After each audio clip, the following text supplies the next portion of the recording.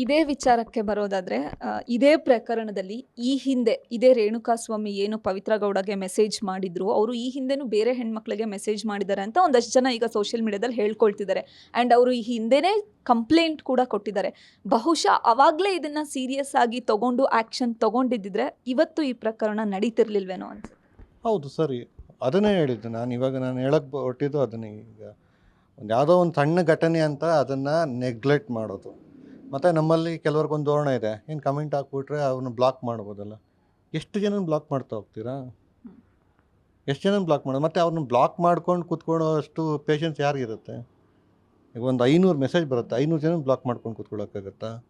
ಮತ್ತು ಇನ್ನೊಂದು social media ಆಲ್ಗಾರಿದಮ್ ಗೊತ್ತಿರುತ್ತೆ, ನೀವು ಬ್ಲಾಕ್ ಮಾಡ್ತಾ ಹೋದಷ್ಟು ನಿಮ್ಮ ಪೋಸ್ಟ್ ರೀಚ್ ಕಮ್ಮಿ ಆಗ್ತಾ ಹೋಗುತ್ತೆ, ಆ್ಯಕ್ಟಿವ್ ಆಗಲ್ಲ. ಸೊ ಆ ಥರ ಸಮಸ್ಯೆ ಆಗುತ್ತೆ. ಸೊ ಅದಕ್ಕೆ ನೀವು ಬ್ಲಾಕ್ ಮಾಡೋದಲ್ಲ, ಫಸ್ಟ್ ಆಫ್ ಆಲ್ ಆ ಥರ ಕಮೆಂಟ್ ಮಾಡೋರು ಅವ್ರಿಗೆ ಅವರೇ ನಿರ್ಬಂಧ ಹಾಕೋಬೇಕು. ನಾನು ಸೋಷಿಯಲ್ ಮೀಡಿಯಾದಲ್ಲಿ ಮಾತಾಡ್ಬಾರ್ದು. ಫಸ್ಟ್ ಆಫ್ ಆಲ್ ಅವ್ರ ನೈತಿಕತೆ ಬರಬೇಕು. ಸೊ ಇದಕ್ಕೆ ಇದು ಒಂದು ಗಂಡಸರ ಮನಸ್ಥಿತಿ ಒಂದೇ ಅಲ್ಲ, ಇಡೀ ಸೊಸೈಟಿಯಲ್ಲಿ ಆ ಥರದ್ದು ಒಂದು ಕೆಟ್ಟ ಧೋರಣೆ ಬೆಳೆಯೋದಕ್ಕೆ ಬೇರೆ ಬೇರೆ ಕಾರಣಗಳಿದೆ. ಅದಕ್ಕೆ ಸೈಕಲಾಜಿಕಲ್ ಆಗ್ಬೋದು, ಸೋಷಿಯಲ್ ಅದಕ್ಕೆ ಸಂಬಂಧಪಟ್ಟ ಏನೋ ಒಂದು ವರ್ಡ್ ಇದೆ, ಅದಕ್ಕೆ ಒಂದು ರಿಸರ್ಚೇ ಇದೆ. ಯಾಕೆ ಈ ಥರದ ಕಮೆಂಟ್ಗಳು ಹಾಕೋದು, ಅವ್ರಿಗೊಂದು ಅನಾನಿಮಸ್ ಸಿಕ್ಬಿಡುತ್ತೆ.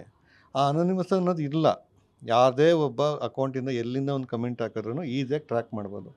ಬಟ್ ಅದನ್ನು ಗಂಭೀರವಾಗಿ ತಗೊಳ್ಳಲ್ಲ. ಒಂದು ಕೆಟ್ಟ ಬೈಗುಳ ಅನ್ನೋದನ್ನು ನಮ್ಮ ಸಿನಿಮಾದಲ್ಲೂ ಅಷ್ಟೇ ಆರಾಮಾಗಿ ತಗೊತಾರೆ, ಸೊಸೈಟಿಯಲ್ಲೂ ಅದು ಆರಾಮಾಗಿ ತಗೋತಾರೆ. ಅದಕ್ಕೇ ಅದು ಪ್ರಕರಣದ ವಿಷಯದಲ್ಲೂ ಅದನ್ನು ತುಂಬ ತುಂಬ ಉಡಾಫೆಯಿಂದ ತಗೊಳ್ಳೋ ಅಂಥ ಧೋರಣೆ ಇದೆಯಲ್ಲ, ಅದು ಹೋಗಬೇಕು. ಒಂದು ಚಿಕ್ಕ ಕೆಟ್ಟ ಕಮೆಂಟ್ ಹಾಕಿದ್ರೆ ಅದಕ್ಕೆ ಇಮಿಡಿಯೇಟ್ ರಿಯಾಕ್ಷನ್ ಸಿಕ್ಕಿದಾಗ ಜನಗಳಿಗೂ ಒಂದು ಭಯ ಬರುತ್ತೆ. ಯಾರ್ಯಾರಿಗೋ ಹೋಗ್ಬಿಟ್ಟು ಏನೇನೋ ಕೆಟ್ಟದಾಗಿ ಮೆಸೇಜ್ ಮಾಡಬಾರ್ದು, ಅವರ ಪರ್ಸ್ನಲ್ ಲೈಫ್ನ ಡಿಸ್ಟರ್ಬ್ ಮಾಡೋವಂಥದ್ದು, ಅವ್ರನ್ನ ಎಮೋಷ್ನಲಿ ಅಟ್ಯಾಕ್ ಮಾಡೋವಂಥದ್ದು, ಈ ಥರದ ಒಂದು ಧೋರಣೆನೇ ನಿಂತು ಹೋಗಿದ್ರೆ ಆವಾಗ ಒಂದು ಹೆಲ್ದಿಯಾಗಿರುತ್ತೆ. ಸೊ ಅದೇ ಥರದಲ್ಲಿ ರೇಣುಕಾಸ್ವಾಮಿ ವಿಷಯದಲ್ಲಿ ಆದರೆ ಗೊತ್ತಿಲ್ಲ 100% ಎಷ್ಟಿದೆ ಅಂತ. ಬಟ್ ಈಗ 2-3 ಸೋಷಿಯಲ್ ಮೀಡಿಯಾದಲ್ಲಿ ಹೇಳ್ಕೊಂಡಿದ್ದಾರೆ, ನಮಗೂ ಮೆಸೇಜ್ ಮಾಡಿದ್ದ ಈ ಥರ ಕೆಟ್ಟದಾಗಿ ಅಂತೆಲ್ಲ. ಸೊ ಆ ಟೈಮಲ್ಲಿ ಅವ್ರು ಕಂಪ್ಲೇಂಟ್ ಕೊಟ್ಟಿದ್ರೆ ಅದಕ್ಕೆ ಯಾಕೆ ರಿಯಾಕ್ಷನ್ ತೊಗೊಂಡಿಲ್ಲ? ಈಗ ಅವ್ರನ್ನ ಜವಾಬ್ದಾರಿ ಮಾಡಲೇಬೇಕಲ್ವಾ? ಸೊ ಈಗ ಇದನ್ನು ನಾನೊಂದು ಇಂಡಿವಿಜುವಲಾಗಿ ಹೇಳ್ತಾ ಇರೋದು. ಅದಕ್ಕೆ ಕಾನೂನಿನಲ್ಲಿ ಎಷ್ಟು ಮಟ್ಟಿಗೆ ಅದಕ್ಕೆ ಒಂದು ಕಾನೂನು ಚೌಕಟ್ಟಿದೆಯೋ ಗೊತ್ತಿಲ್ಲ. ಈಗ ಆ ಕಂಪ್ಲೇಂಟ್ನ ತಗೊಂಡು ಕೊಟ್ಟ ಮೇಲೂ ಅದಕ್ಕೆ ವಿಚಾರಣೆ ಮಾಡದೇ ಇರೋರನ್ನು ಈ ಪ್ರಕರಣದಲ್ಲಿ ಯಾಕೆ ಸೇರಿಸ್ಬಾರ್ದು? ಆ ಪೊಲೀಸ್ ಇಲಾಖೆಯವ್ರನ್ನ ಯಾಕೆ ಸೇರಿಸ್ಬಾರ್ದು? ಅವ್ರ ಬೇಜವಾಬ್ದಾರಿತನದಿಂದ ಇನ್ನೊಂದಷ್ಟು ಘಟನೆ ಆಗಿದೆಯಲ್ಲ.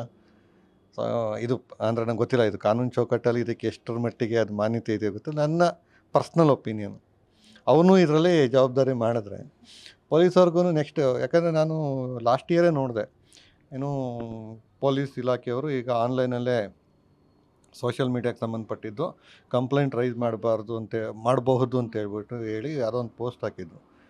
ಆ ಪೋಸ್ಟಿಗೆ ಸಂಬಂಧಪಟ್ಟಂಗೆ ಯಾರೋ ಕಂಪ್ಲೇಂಟು ರಿಜಿಸ್ಟರ್ ಮಾಡಿದ್ರು. ಅದಾದಮೇಲೆ ಏನಾಯಿತು ಅಂತ ಗೊತ್ತಿಲ್ಲ.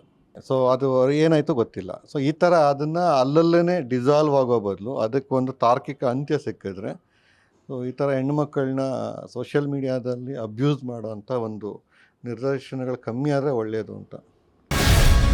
ಗ್ಯಾರಂಟಿ ನ್ಯೂಸ್, ಸುದ್ದಿ ಖಚಿತ, ನ್ಯಾಯ ನಿಶ್ಚಿತ.